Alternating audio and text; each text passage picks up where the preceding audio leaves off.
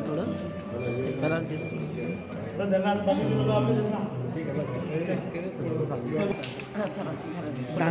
नाही व्हिडिओ काढतो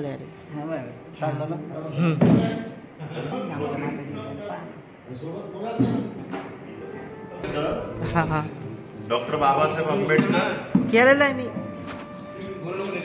आज नियोजित कार्यक्रमाच्या अनुषंगानं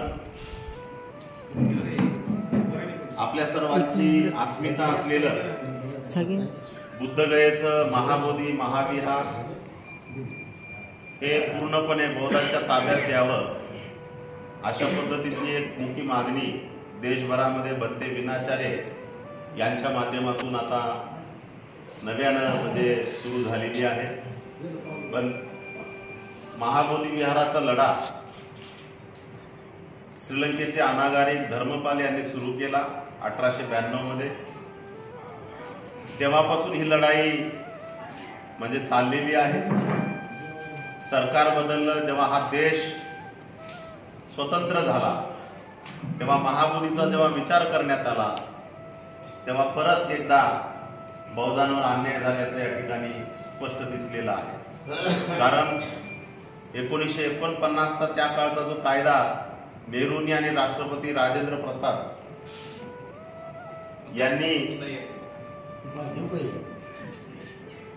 यांनी जो जाचक कायदा म्हणून आपण जो केलेला आहे तो गेल्या म्हणजे 1949 पासून त्या 2025 पर्यंत हा बौद्धांच्या विरोधातला असलेला कायदा आहे। तो काळा कायदा म्हणून आपण त्यांच्याकडे पाहतो। पण ते सुरई ससाई यांच्या नेतृत्वामध्ये परत मागील 25 वर्षापूर्वी हा लढा उभारण्यात आला।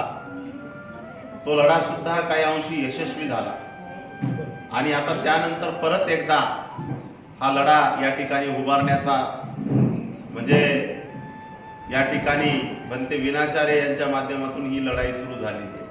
गेल्या फेब्रुवारीमध्ये बंते प्रज्ञाशील आणि लामा यांच्या नेतृत्वामध्ये धरणे आंदोलन चालू झालं आणि या धरणे आंदोलनाच्या माध्यमातून बंते विनाचार्य त्या ठिकाणी गेले। जसे महाराष्ट्रातले आंबेडकरवादी भिक्खू आपण जे बुद्ध शासनासाठी आपण तनमन धनानं आपला प्राण देण्यासाठी आपण तयार आहोत, तशाच पद्धतीची भावना बंते विनाचार्य त्यांच्यामध्ये तशाच पद्धतीची भावना निर्माण झाली आणि त्या आंदोलनातून उठून त्यांनी महाबोधी विहारामध्ये जे काही विद्रुपीकरण केलेलं जे बुद्ध आहेत, जे झाकलेले बुद्ध आहेत, त्या झाकलेल्या बुद्धाला त्यांनी खुलं करण्याचं त्या ठिकाणी म्हणजे आता त्यांनी हे संकल्प केला आणि त्यांनी लाईव्ह तिथल्या जे काही पंडित आहेत, तिथले जे महंत आहेत त्यांना विचारलं की तुम्ही पूजा का करता, हे कोण आहे? तर ते सांगत होते की पाची पांडव आहेत। आता बुद्धगयेचा आणि पाची पांडवाचा काही संबंध नाही, तरी पण त्या ठिकाणी त्याला म्हणजे वेगवेगळे कुंकू हल्दी किंवा वेगवेगळे सोपस्कार करून तिथं बुद्धाच्या मूर्तीला त्यांनी पाची पांडवाचं रूप दिलं।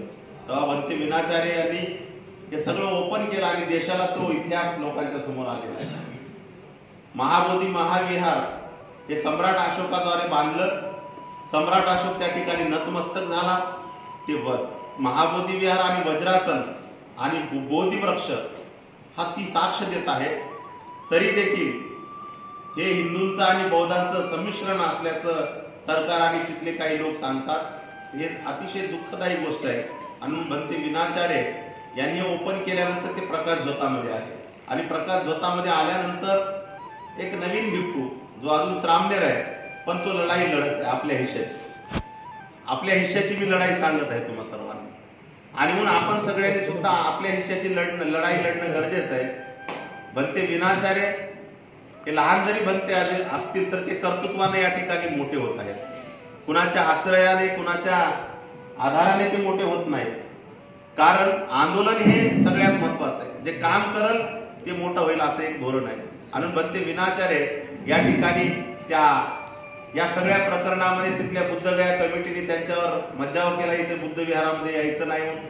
त्यानंतर परत एक आंदोलन झालं, तर त्या आंदोलनामध्ये तिकडला काही म्हणजे प्रतिक्रांती असलेले किंवा हिंदू धर्माचं समर्थन करणारे किंवा आमचं मंदिर म्हणणारे त्या लोकांची समोरासमोर जेव्हा आले तेव्हा ते आंदोलन गेलं आणि आंदोलन पेटल्यानंतर बनते विनाचार्यावर प्रशासनानं आधीच म्हणजे नजर ठेवलेली होती. आणि या सगळ्या समोरासमोर दोन्ही पक्ष आल्याबद्दल बनते विनाचार्याला प्रशासनानं उचललं आणि 68 दिवस बनते विनाचार्याला जेलमध्ये विनाकारण म्हणजे उग्र पद्धतीनं हा समोर येऊन आमचं म्हणजे आमची सगळी पोलखोल करत आहेत या हेतूनं तिथल्या प्रशासनानं तिथल्या काही महंतांनी बनते विनाचार्यावर नजर ठेवून बनते विनाचार्याला खोट्या केसेस दाखल करून त्या ठिकाणी 68 दिवस जेल त्यांना केलेली आहे.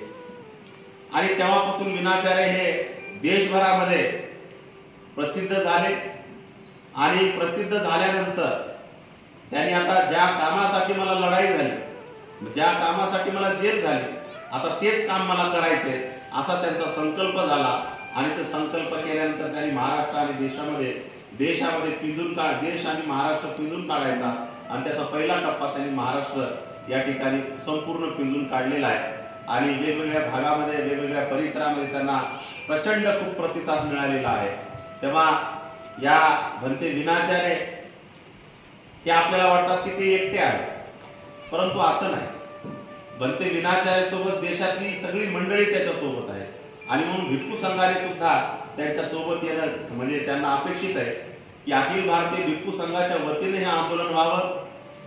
बाबासाहेबांचे वंशज म्हणजे प्रकाशजी आंबेडकर, आनंदराज आंबेडकर समाजातली नेती मंडळी, कार्यकर्ते, पुढारी हे या सगळ्यांनी या आंदोलनामध्ये सहभागी होऊन आंदोलन मोठं करावं अशी त्यांची इच्छा आहे. आणि म्हणून त्यांनी महाराष्ट्रामध्ये काही भिक्खूंना भेटून एकत्रित येऊन हे आंदोलन महाराष्ट्रातल्या भिक्खूंनी चालवावं, देशातल्या भिक्खूंनी चालवावं असं त्यांचं म्हणणं आहे. आणि म्हणून आज बनते विशुद्धानंद मोदीजी महास्थवीर यांच्या अध्यक्षतेखाली आजची बैठक होणार होती, परंतु बनतेचं आरोग्य नीट नसल्यामुळे बनतेजी मुंबईला आहेत, ते येऊ शकले नाहीत.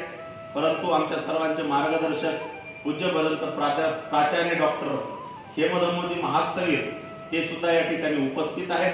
तेव्हा आजची ही बैठक बनते विशुद्धानंद मोदी यांच्या ते अनुपस्थित असल्यामुळे मी या ठिकाणी मी या ठिकाणी ठराव घेत आहे की बनते प्राचार्य डॉक्टर खेमधम्मो महाथेरो यांच्या अध्यक्षतेखाली आजची ही बैठक संपन्न होईल.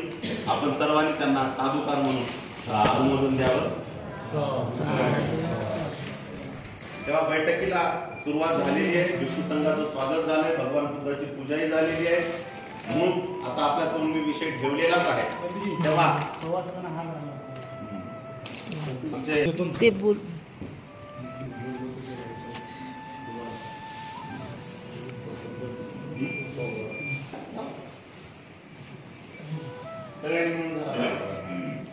मोठ्या पत्नीला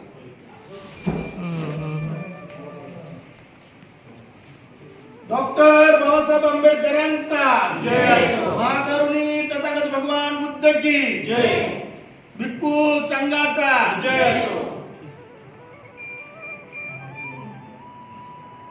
महाबोधी महाविहार मुक्त, महाबोधी महाविहार मुक्त.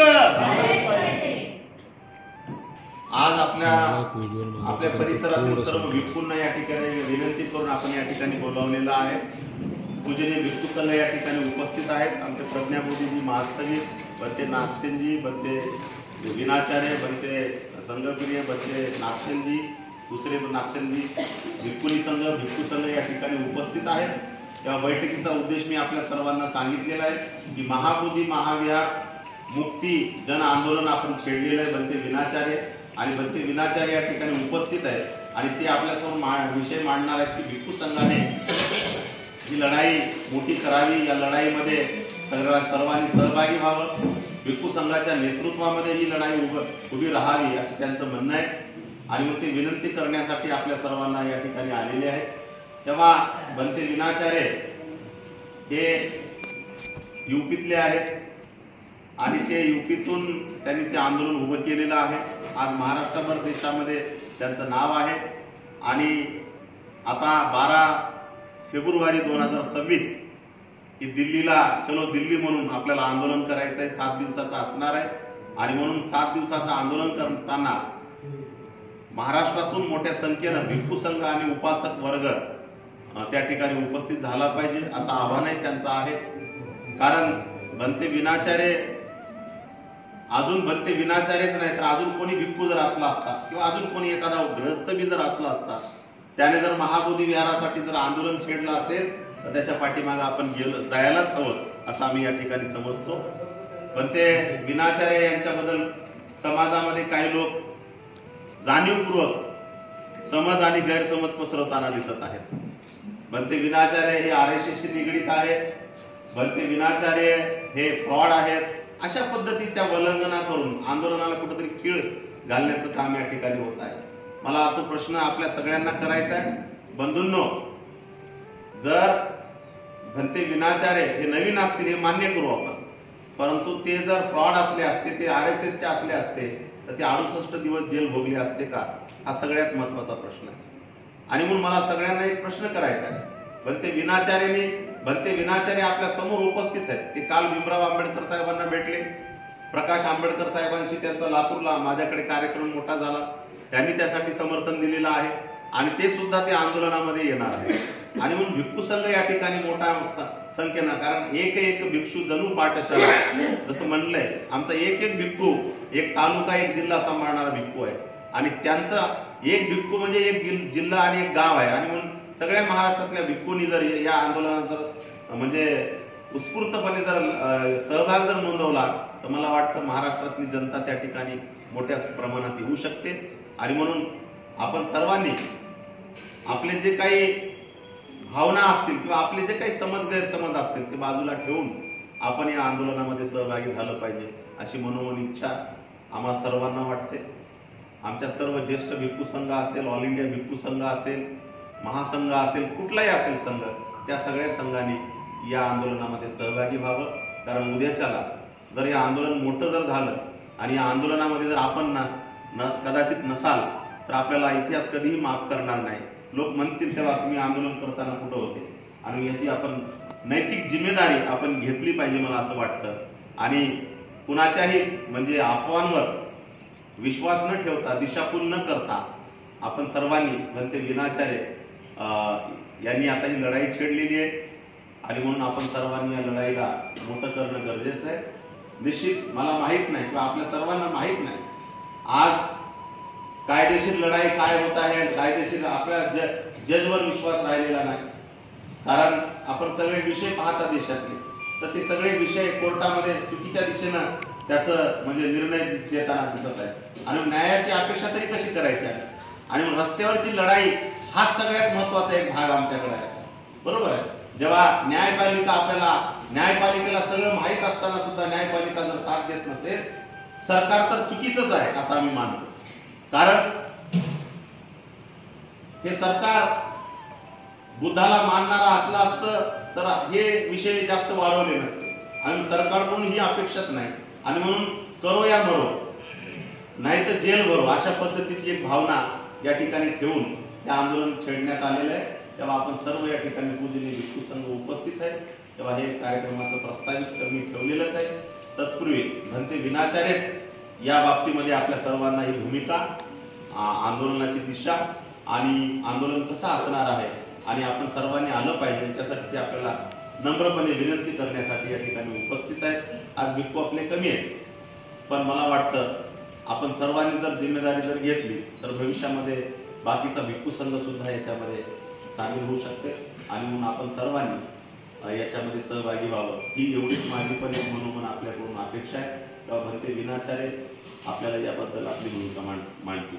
त्यांना मी सूचित करतो की वो यहाँ पर आके अपनी बात रखें.